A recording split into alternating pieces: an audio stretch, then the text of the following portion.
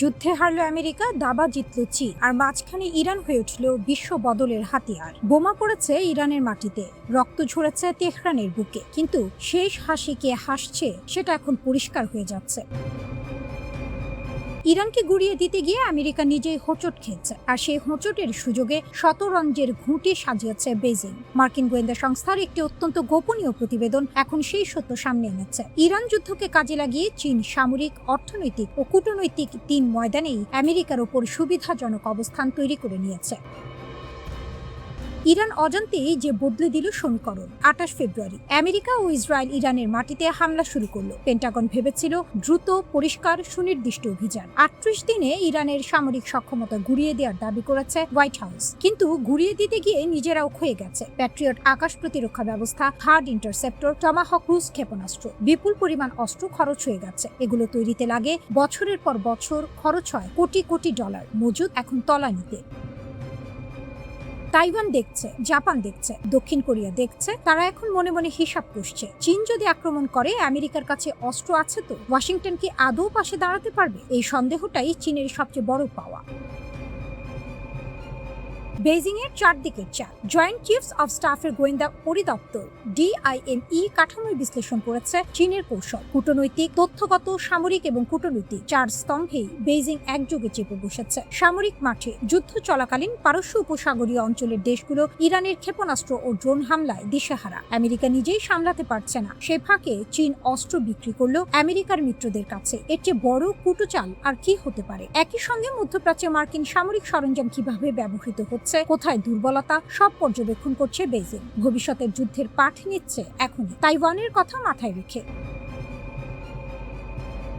অর্থনৈতিক মাঠে Iran Hormuz প্রণালী বন্ধ করে দিল। বিশ্বের মোট তেল ও গ্যাস পরিবহনের 5 ভাগের 1 ভাগ যায় এই পথে। জ্বালানি সংকটে হাঁসফাঁস করছে থাইল্যান্ড, অস্ট্রেলিয়া, ফিলিপাইন। ঠিক সেই মুহূর্তে দরজায় দাঁড়িয়ে চীন, হাতে জেট ফুয়েল, সবুজ জ্বালানি প্রযুক্তি, দীর্ঘমেয়াদী সরবরাহের প্রতিশ্রুতি। ব্রুকিংস ইনস্টিটিউশনের বিশেষজ্ঞ রায়ান হাস যথার্থই বলেছেন, এটা পরোপকার নয়, এটা বিনিয়োগ। আমেরিকার মিত্রদের ধীরে ধীরে নিজের কক্ষপথে টেনে নেয়ার বিনিয়োগ। অতীতে এই সংকটে ওয়াশিংটন ছুটে আসতো, জরুরি বৈঠক ডাকতো, সমাধান দিত। ট্রাম্প প্রশাসন সেই পথে হাঁটেনি। যে শূন্যস্থান তৈরি হয়েছে, বেজিং তা ভরাট করে দিয়েছে নিজের শর্তে।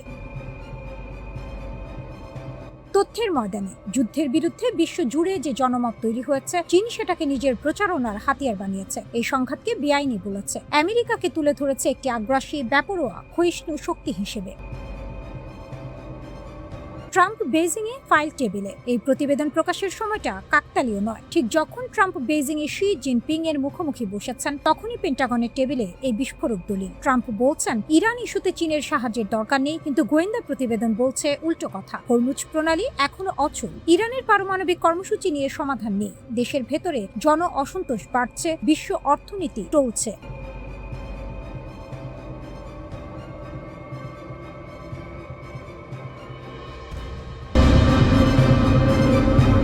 পরমাণু হুমকির মুখে ইরান, তবুও মাথা নোয়ায়নি তেহরান।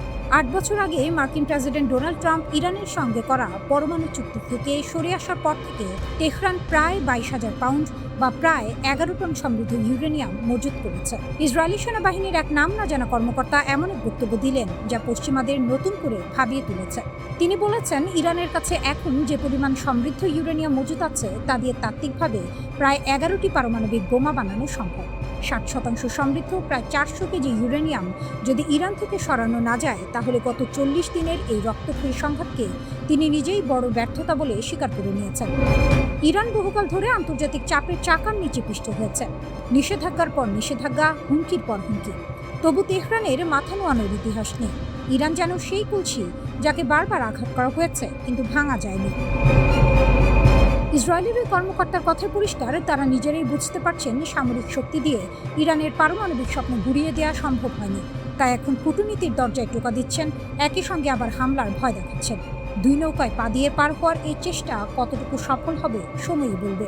তেহরান যেন এই ইউরেনিয়াম ব্যবহার করে পারমাণবিক বোমা তৈরি করতে না পারে, সেটাকেই কারণ হিসেবে দেখিয়ে গত 28 ফেব্রুয়ারি যুক্তরাষ্ট্র ও ইসরায়েল দেশটিতে হামলা শুরু করে। এই রহস্য উন্মোচন হয়নি যে ইরানের সেই বিশাল ইউরেনিয়ামের মজুদ কোথায়। যদিও জাতিসংঘের পরমাণু সংস্থা IAEA রাফায়েল গ্রসের মতে, ইরানের উচ্চ সমৃদ্ধ ইউরেনিয়ামের বড় অংশ সম্ভবত ইস্পাহান পারমাণবিক কমপ্লেক্সে রয়েছে। ইউরেনিয়াম যত বেশি সমৃদ্ধ হয় তত দ্রুত ও সহজে আরও উচ্চমাত্রায় নেওয়া যায়। 0 থেকে 20% পৌঁছানো কঠিন, কিন্তু 20 থেকে 60 বা 90% পৌঁছানো তুলনামূলক সহজ। 90% সমৃদ্ধ ইউরেনিয়ামে সাধারণত পারমাণবিক অস্ত্র তৈরিতে ব্যবহৃত হয়। বিশেষজ্ঞদের মতে বিশাল এই মজুদের একাংশ যুদ্ধের ধ্বংসস্তূপের নিচে চাপা পড়ে থাকতে পারে। সেটা উদ্ধার করা বা এর অস্তিত্ব নিশ্চিত করা খুবই কঠিন। ইরান যদি ইউরেনিয়াম খনন করে বেরও করে, সেটা থেকে যুদ্ধাস্ত্র তৈরি করতে 1 বছরেরও বেশি সময় লাগতে পারে বলে জানিয়েছেন তারা।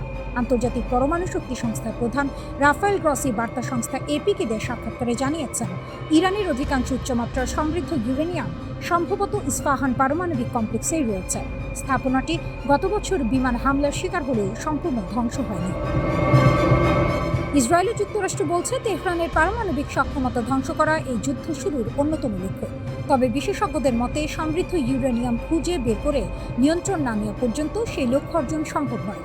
পারমাণবিক অস্ত্র বিষয়ে আন্তর্জাতিক বিশেষজ্ঞ ও institute for science and international সিকিউরিটির প্রতিষ্ঠাতা ডেভিড অ্যালব্রাইট বলেন, যদি যুক্তরাষ্ট্র ও ইসরায়েলের এই উপাদানগুলো জব্দ করতে ব্যর্থ হয়, তাহলে ইরান দ্রুত পারমাণবিক অস্ত্র তৈরির পথে এগিয়ে যেতে পারে। বছরের পর বছর ধরে ইরানের প্রস্তুতি ও সমৃদ্ধ ইউরেনিয়ামে রূপান্তরের প্রক্রিয়াকে ব্যাংকে প্রচুর টাকা জমা রাখার সঙ্গে তুলনা করেছেন আলব্রাইট।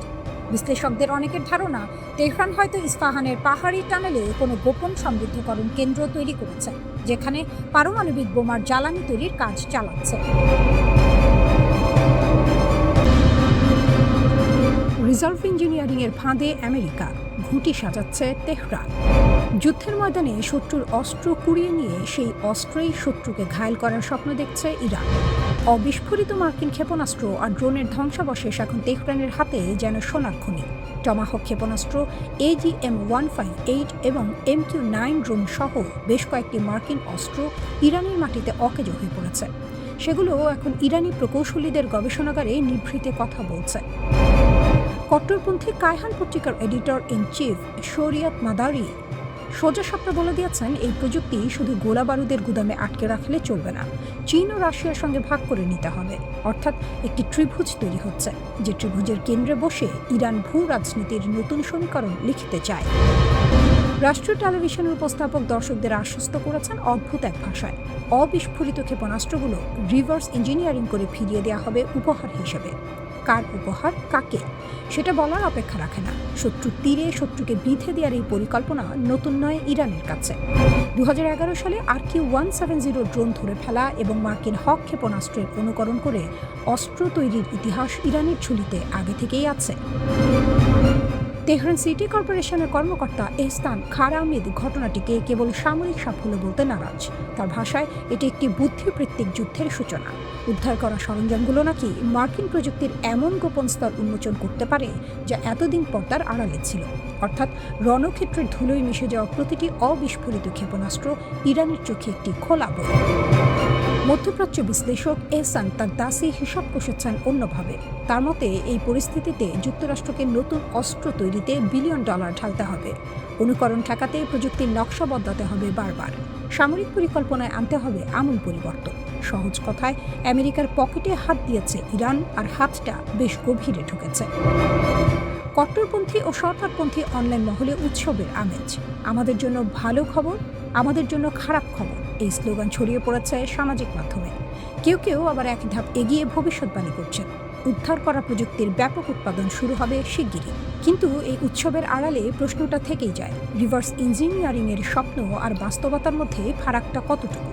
ক্ষেপণাস্ত্রের বাইরের খোল পাওয়া আর ভেতরের প্রযুক্তি আয়ত্ত করা, এ দুটো এক কথা নয়। তবু তেহরান আজ সেই বাজি ধরেছে, শত্রুর অস্ত্র কাঁধে তুলে নিয়ে শত্রুর দিকেই তাক করছে ইরান।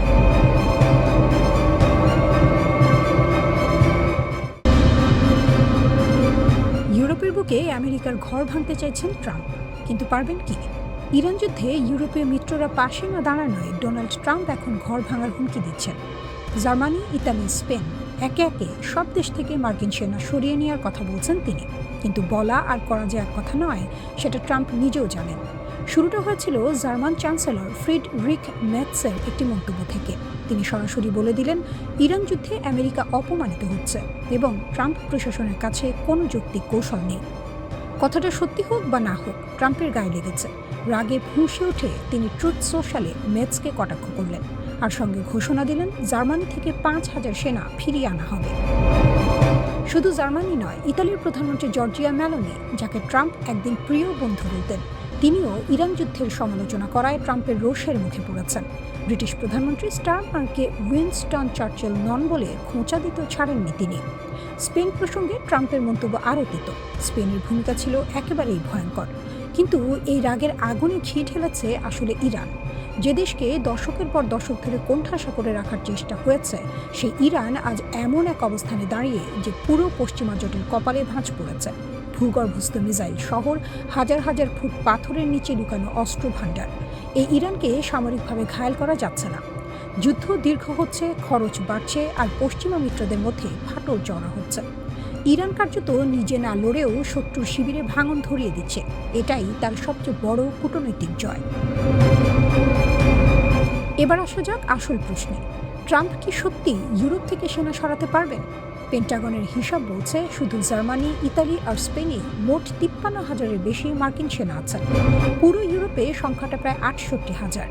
এই বিশাল বাহিনী রাতারাতি গুটিয়ে নেওয়া অত সহজ নয়। জার্মানির রামস্টেন এয়ারবেস, ইতালির নেপলস এবং ভিসেন্টার ঘাঁটি, স্পেনের জিব্রাল্টার সংলগ্ন নৌঘাঁটি, এগুলো শুধু ব্যারাক নয়, মধ্যপ্রাচ্যের যুদ্ধেও এগুলো লজিস্টিক মেরুদণ্ড হিসেবে কাজ করছে। জার্মানির ল্যান্ডস্টুল হাসপাতাল ইউরোপ, মধ্যপ্রাচ্য, আফ্রিকার আহত মার্কিন সেনাদের চিকিৎসার একমাত্র বড় কেন্দ্র। তার উপর আছে আইনের দেওয়াল। 2026 সালে ন্যাশনাল ডিফেন্স অথরাইজেশন অ্যাক্ট স্পষ্ট বলছে ইউরোপে মার্কিন সেনা সংখ্যা 75,000-এর নিচে নামানো যাবে না। কংগ্রেস এই ব্যাপারে ট্রাম্পের পথ আটকে দিতে পারে, আগেও দিয়েছে। 2020 সালেও একই হুমকি দিয়েছিলেন ট্রাম্প। কংগ্রেসের বাধায় সে পরিকল্পনা ভেস্তে গিয়েছিল। তাহলে কি সব কথার কথা? পুরোটা নয়। পেন্টাগন জার্মানি থেকে 5,000 সেনা সরানোর ঘোষণা দিয়েছে। এটা প্রতীকী হলেও বার্তাটা স্পষ্ট। ইউরোপীয় মিত্ররা যদি আমেরিকার যুদ্ধে কাঁধ না মেলায়, তাহলে আমেরিকার ছাতাও সরে যাবে। কিন্তু এই ছাতা সরানো যতটা সহজ বলছেন ট্রাম্প, বাস্তবে ততটা নয়। আর ইরান সেটা জানে বলেই নির্বিকারে বসে শত্রুর ঘরের আগুন দেখছে।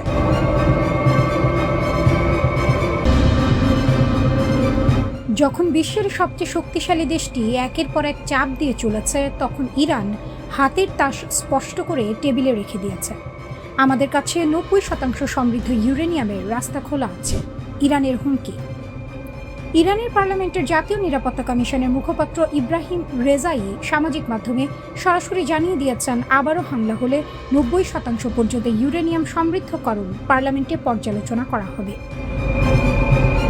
90% মানে অস্ত্র গ্রেড, যে দোরগোড়ায় পা রাখলে বিশ্বের সমীকরণ পাল্টে যায়। ইরান সেই দোরগোড়ায় দাঁড়িয়ে আছে, ভেতরে ঢোকেনি, কিন্তু বলছে দরজা আমার হাতে। এই বার্তাটি বুঝতে হলে পেছনের ইতিহাস মাথায় রাখতে হবে। 2015 সালে 6 বিশ্বশক্তির সঙ্গে ইরান একটি পারমাণবিক চুক্তি স্বাক্ষর করেছিল। বিনিময়ে মিলেছিল নিষেধাজ্ঞায় কিছুটা শিথিলতা। কিন্তু ট্রাম্প তার প্রথম মেয়াদে সেই চুক্তি থেকে একতরফাভাবে বেরিয়ে গেলেন। সাপও গেল, লাঠিও গেল। ইরান পেল কি? শূন্য হাত আর পুরনো নিষেধাজ্ঞা। সে অপমানের জবাবে ইরান চুপ করে বসে থাকেনি। গত 8 বছরে প্রায় 11,000 কিলোগ্রাম সমৃদ্ধ ইউরেনিয়াম জমা করেছে। এটি ক্রোধের প্রতিক্রিয়া নয়, এটি কৌশলের ফসল। আন্তর্জাতিক পরমাণু শক্তি সংস্থা IAEA বলছে ইরানের কাছে এখন প্রায় 441 কিলোগ্রাম 60% সমৃদ্ধ ইউরেনিয়াম আছে। প্রযুক্তিগত অর্থে ইরান এক পা পিছিয়ে দাঁড়িয়ে আছে, আর সেই এক পায়ের দূরত্বই তার সবচেয়ে বড় শক্তি। ওয়াশিংটন এখন চাইছে সেই মজুদ এখনই সরাও, এখনই ধ্বংস করো, ঘরে বসে সমৃদ্ধকরণ বন্ধ করো, যেন কাউকে নিরস্ত্র করে তারপর তার সঙ্গে দর কষাকষি করা হবে। ইরান সেই ফাঁদে পা দিতে রাজি নয়। তেহরানের বক্তব্য স্পষ্ট, আগে যুদ্ধ আনুষ্ঠানিকভাবে শেষ হোক, নিষেধাজ্ঞা উঠুক, তারপর পারমাণবিক প্রশ্ন।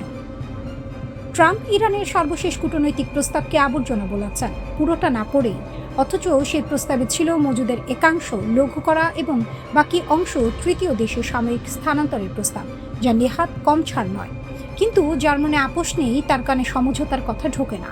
ট্রাম্প বলছেন যুদ্ধবিরতি এখন লাইফ সাপোর্টে, কিন্তু যে রোগী নিজের পায়ে হাঁটতে পারে তাকে লাইফ সাপোর্টের ভয় দেখানো যায় না।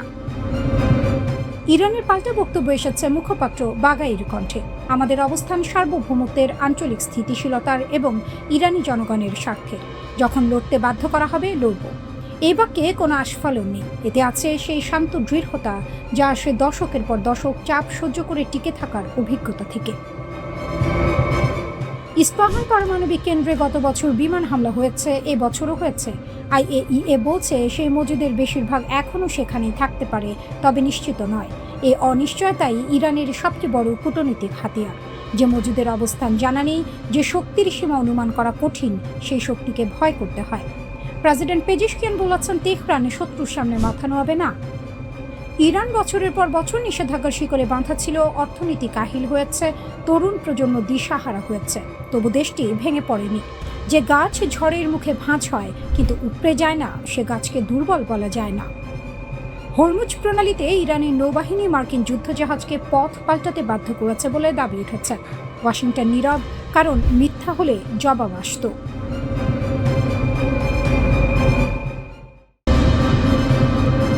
যুদ্ধবিরতির আড়ালে ইরানের গোপন খেলা।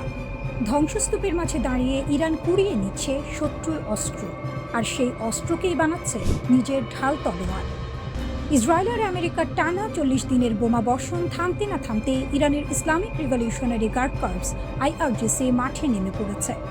দক্ষিণের হরমুজ গান প্রদেশ থেকে শুরু করে রাজধানী তেহরানের দোরগোড়া পর্যন্ত তারা কুড়িয়ে নিচ্ছে অবিস্ফোরিত আমেরিকান ক্ষেপণাস্ত্র, বাংকার বাস্টার বোমা, হাজার হাজার ছোট গোলাবারুদ। এগুলো গুদামে পাঠানো হচ্ছে না, পাঠানো হচ্ছে গবেষণাগারে। লক্ষ্য একটাই, শত্রুর অস্ত্রকে ভেঙে বুঝে নাও, তারপর নিজেই বানাও। এটা ইরানের নতুন কোনো কৌশল নয়, পুরনো খেলাই নতুন মাঠে চলছে। 2011 সাল আমেরিকার সবচেয়ে গোপন স্টেলথ ড্রোন RQ-170 ইরানের হাতে পড়েছিল। তেহরান সেটাকে রিভার্স ইঞ্জিনিয়ার করে নিজস্ব ড্রোন বাহিনী গড়ে তুলেছে, হক ক্ষেপণাস্ত্রের নকল বানিয়েছে। দশকের পর দশক ধরে আন্তর্জাতিক নিষেধাজ্ঞার চাপে পিষ্ট হয়ে ইরান শিখে গেছে এক অদ্ভুত বিদ্যা, অভাব থেকে উদ্ভাবন। কিন্তু এবার পরিস্থিতি আলাদা। এবার হাতে এসেছে আমেরিকার সবচেয়ে আধুনিক অস্ত্র, Tomahawk cruise missile AGM-158 MQ-9 drone. IRGC ঘনিষ্ঠ সংবাদ মাধ্যম স্টুডেন্ট নিউজ নেটওয়ার্ক এই যুদ্ধকে সরাসরি বলছে ইরানের প্রতিরক্ষা শিল্পের গবেষণাগার, আর অবিস্ফোরিত এই অস্ত্রগুলোকে বলছে অনাকাঙ্ক্ষিত উপহার। শত্রুর ফেলে যাওয়া বোমাকে উপহার বলছে ইরান। গত 8 এপ্রিল যুদ্ধবিরতি ঘোষণা হয়েছে, কিন্তু ইরানের সেনাবাহিনীর মুখপাত্র ব্রিগেডিয়ার জেনারেল মোহাম্মদ আকরামিনিয়া টেলিভিশনে স্পষ্ট ভাষায় বলে দিয়েছেন, এটা চলমান যুদ্ধাবস্থা। বিরতি নয়, শ্বাস নেওয়ার মুহূর্ত। তার ভাষায়, নতুন আগ্রাসন হলে ইরান জবাব দেবে নতুন সরঞ্জাম নিয়ে, নতুন ফ্রন্ট থেকে। একই সঙ্গে তিনি দাবি করেছেন, কুয়েতের ক্যাম্প বুফবিং এ মার্কিন ঘাঁটিতে ইরানের যুদ্ধবিমান সফলভাবে হামলা চালিয়েছে। মাটির নিচের ক্ষেপণাস্ত্র সাইলোগুলো আবার সচল হচ্ছে, ক্ষতিগ্রস্ত লঞ্চার মেরামত হচ্ছে, নতুন যুদ্ধের অভিজ্ঞতা নিয়ে সেনাদের আবার প্রশিক্ষণ দেওয়া হচ্ছে। এমনকি NBC নিউজ মার্কিন কর্মকর্তাদের বরাত দিয়ে জানাচ্ছে, ইরান এই যুদ্ধবিরতির সময়টাকে ব্যবহার করছে তাদের ক্ষেপণাস্ত্র ও ড্রোন ভান্ডার দ্রুত পুনরায় পূর্ণ করতে। কট্টরপন্থী দৈনিক কায়হান এর প্রধান সম্পাদক হোসাইন শরীয়ত মারদারি আরও এক ধাপে গিয়ে বলছেন, শুধু রিভার্স ইঞ্জিনিয়ারিং নয়, এই প্রযুক্তি চীন ও রাশিয়ার সঙ্গে ভাগ করে নিতে হবে। মানে উদ্ধার করা আমেরিকান অস্ত্র এখন কূটনীতির হাতিয়ার, বৃহৎ শক্তির সঙ্গে দর কষাকষির তাস। তেহরানের কর্মকর্তা এহসান খরামিদ এই পুরো প্রক্রিয়াকে বলছেন প্রযুক্তির উৎকর্ষের যুদ্ধের শুরু। তার দাবি, এই অবিস্ফোরিত অস্ত্রগুলো পশ্চিমা সামরিক প্রযুক্তির গোপন স্তর খুলে দেবে। ইরান আজ যা করছে সেটা নতুন কিছু নয়, তবে মাত্রাটা নতুন। দশকের পর দশক নিষেধাজ্ঞায় কোণঠাসা হয়ে ইরান এক বিচিত্র সামরিক সংস্কৃতি তৈরি করেছে, যেখানে সীমাবদ্ধতাই উদ্ভাবনের জ্বালানি। শত্রুর বোমা পড়লে কুড়িয়ে নেয়, শত্রুর ড্রোন আটকালে জাদুঘরে রাখে না, ভেঙে দেখে। তেহরান যখন প্রকাশ্যে বলছে এটা যুদ্ধাবস্থা, যখন বলছে নতুন ফ্রন্ট থেকে জবাব দেবে, তখন এই যুদ্ধবিরতি আসলে শান্তির পথ নয়, পরের রাউন্ডের প্রস্তুতি পর্ব।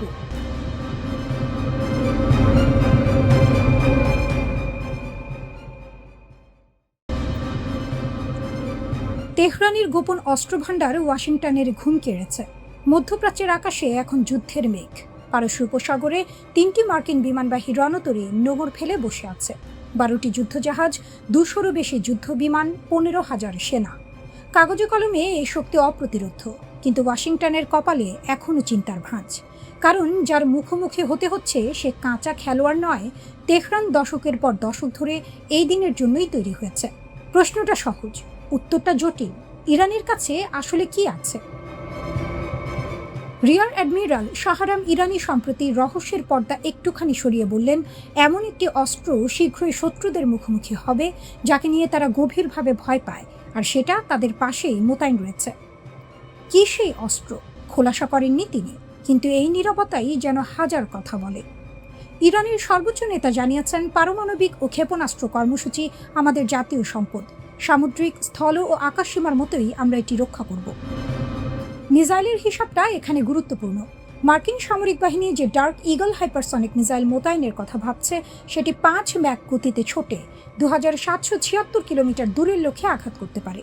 শুনতে ভয়ঙ্কর লাগে, কিন্তু মাত্র 14 কেজি বিস্ফোরক বহন ক্ষমতা, এটা জানলে ছবিটা পাল্টে যায়। অন্যদিকে ইরানের খোররামশার 4 ব্যালিস্টিক মিসাইল 2000 কিলোমিটারের বেশি পাল্লায় 1500 কেজি ওয়ারহেড বহন করতে সক্ষম। তুলনাটা অনেকটা ছুরি দিয়ে তলোয়ারের মোকাবিলা করার মতো।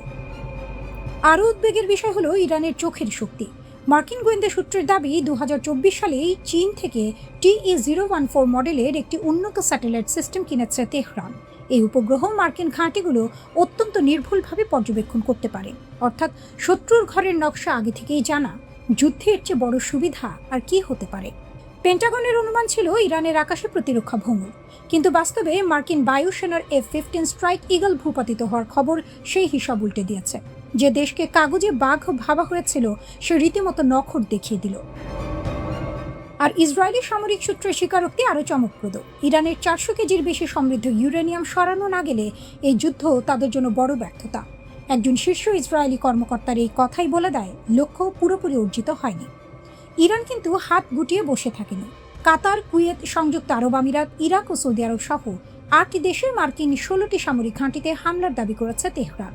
CNN-এর একটি প্রতিবেদনে স্বীকার করেছে, এই হামলাগুলো এত দ্রুত ও নিখুঁত ছিল যে ব্যয়বহুল মার্কিন রাডার ব্যবস্থাগুলো কার্যত অকার্যকর হয়ে পড়েছে। এমনকি উপসাগরীয় অঞ্চলে মার্কিন বাহিনীর আকাশ চোখ খ্যাত E-3 নজরদারি বিমানও রেহাই পায়নি বলে দাবি করা হচ্ছে। পেন্টাগন অবশ্য নিরাপত্তাজনিত কারণে ক্ষয়ক্ষতির বিস্তারিত প্রকাশ করতে নারাজ। এই নীরবতাই অনেক প্রশ্নের জন্ম দেয়।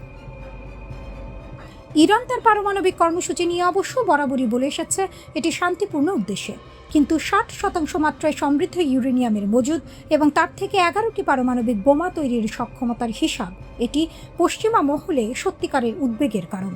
তেহরান বলছে এটা আত্মরক্ষার অধিকার, ওয়াশিংটন বলছে এটা হুমকি। দুই পক্ষের এই টানাটানিতে মধ্যপ্রাচ্য আজ বারুদের স্তূপের ওপর বসে আছে।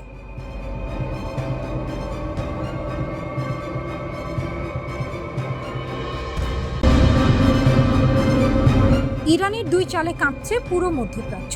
তেলের পাইপলাইনে আগুন, হরমুজে মিসাইল আর আমেরিকার অস্ত্র ভাণ্ডারে টান।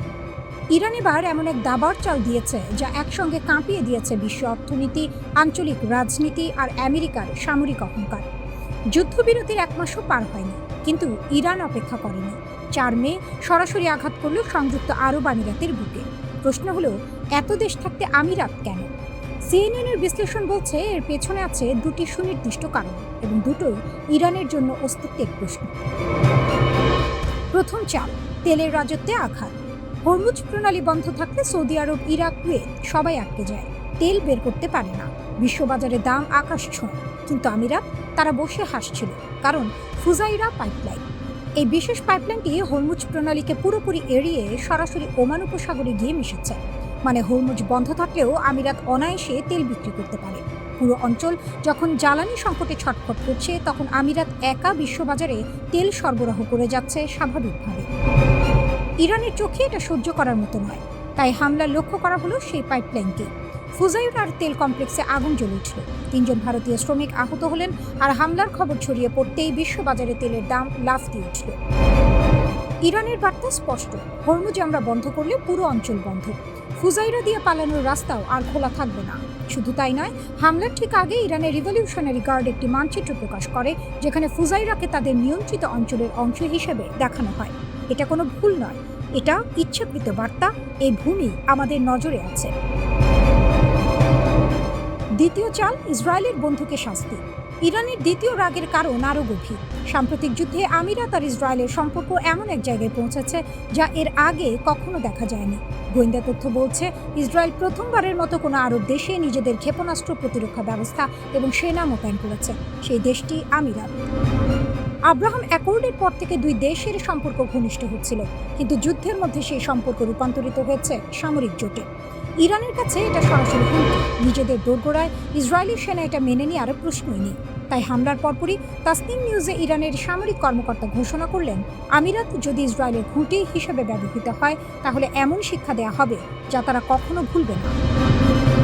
কাঁচের ঘরে বসে আছো, একটি সুবিধাও নিরাপদ থাকবে না। হরমুজে আমেরিকাকেও সরাসরি চ্যালেঞ্জ, 4 মে আরও একটি কারণে ঐতিহাসিক। ঠিক সেই দিন আমেরিকা ঘোষণা দিল বাণিজ্যিক জাহাজ পাহারা দিয়ে হরমুজ পার করানো হবে। নাম দিল প্রজেক্ট ফ্রিডম। ইরান অপেক্ষা করল না 1 মিনিটও। সেই দিনই ছুড়ল 15টি মিসাইল, 4টি ড্রোন। সরাসরি আমেরিকান যুদ্ধজাহাজ লক্ষ্য করেও ছোড়া হলো মিসাইল। আমিরাত উপকূলের কাছে 2টো কার্গো জাহাজে আগুন ধরে গেল। দক্ষিণ কোরিয়াও জানালো তাদের একটি জাহাজও আক্রান্ত হয়েছে হরমুজে। তেহরান বলল এটা আগ্রাসন নয়, এটা জবাব। আমেরিকা জোর করে হরমুজে ঢুকতে চেয়েছে, পরিণাম ভোগ করছে।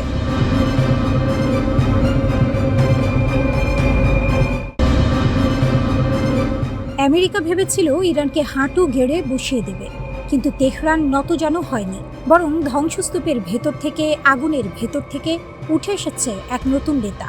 শরীরে পোড়ার দাগ, মুখে ক্ষত, কিন্তু চোখে এমন এক দৃঢ়তা যা দেখে ওয়াশিংটনের ঘুম উড়ে গেছে। তার নাম মোস্তাবা খামেনি। 28 ফেব্রুয়ারি যে হামলায় তার বাবা আলী খামেনি নিহত হন, সে একই হামলায় আহত হন মোস্তফা। মুখে, বাহুতে, বুকে, কোমরে, শরীরের একাধিক জায়গায় গভীর ক্ষত। এক পায়েও আঘাত, মাথার পেছনে গেঁথে গিয়েছিল শার্প নেলের টুকরো। সেই রাতে পৃথিবীর সবচেয়ে শক্তিশালী দেশটি মনে করেছিল ইরানের মেরুদণ্ড ভেঙে দেওয়া হয়েছে। নেতৃত্ব শূন্য, দেশ দিশেহারা, পতন আসন্ন। কিন্তু সেই রাতেই ইতিহাস অন্য রাস্তা বেছে নিল। বাবার উত্তরসূরি হিসেবে মোস্তফা ক্ষমতার হাল ধরলেন, হাসপাতালের বিছানা থেকে, আধো অন্ধকার কোনো নিরাপদ আশ্রয় থেকে, কিন্তু ধরলেন এবং আর ছাড়েননি। মার্কিন গোয়েন্দা সংস্থাগুলো এখন এক অদ্ভুত সমস্যায় পড়েছে। CIA আছে, NSA আছে, স্যাটেলাইট আছে, ড্রোন আছে, সাইবার নজরদারি আছে, কিন্তু মোস্তফাকে চোখে দেখা যাচ্ছে না। কারণটা সহজ, তিনি কোনো ইলেকট্রনিক ডিভাইস ছুঁয়ে দেখছেন না। ফোন নেই, ইমেল নেই, ইন্টারনেট নেই। বার্তা যায় বিশ্বস্ত দূতের হাত দিয়ে, সিদ্ধান্ত জানা যায় সামনাসামনি বৈঠকে, ঠিক যেন মধ্যযুগের কোনো রণকৌশলী যাকে আধুনিক প্রযুক্তি দিয়ে ধরা যায় না।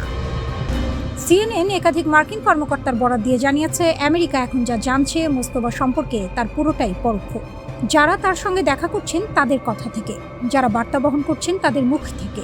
এখানেই আরেকটা ভয় ঢুকে গেছে ওয়াশিংটনের মাথায়। কিছু গোয়েন্দা বিশ্লেষক সন্দেহ করছেন ইরানের ভেতরে কেউ কেউ হয়তো মোস্তফার নাম ভাঙিয়ে নিজের এজেন্ডা চালাচ্ছে। মোস্তফার কর্তৃত্বের আড়ালে আসলে কার হাত? এই প্রশ্নের উত্তর এখনো অজানা। ইরানের সংসদ ঘোষণা দিয়েছে যুক্তরাষ্ট্রের সঙ্গে সব কূটনৈতিক সিদ্ধান্তের চাবিকাঠি এখন একজনের হাতে, মোস্তাবা খামেনি। যুদ্ধ করবেন কি সন্ধি করবেন, পারমাণবিক আলোচনায় যাবেন কি যাবেন না, সব এক মানুষের কলমের ডগায়। জাতীয় নিরাপত্তা কমিটির এক সদস্য সাফ বলে দিলেন, সর্বোচ্চ নেতার রায়ই চূড়ান্ত। আইনসভা এবং নির্বাহী বিভাগ সম্পূর্ণভাবে তার বিচারের ওপর ন্যস্ত।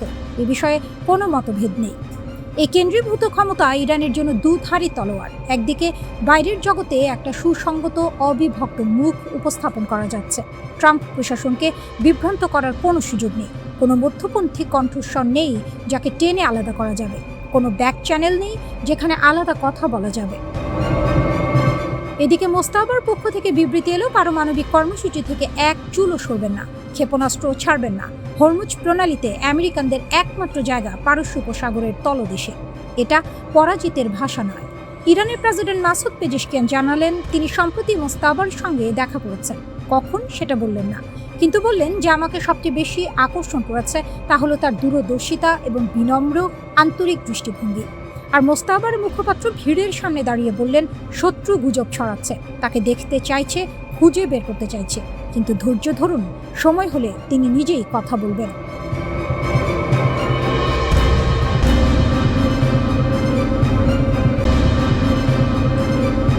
ইরানের সমৃদ্ধ ইউরেনিয়াম নিয়ে বিশ্ব রাজনীতির দাবার ছকে নতুন ঘুঁটি চলল।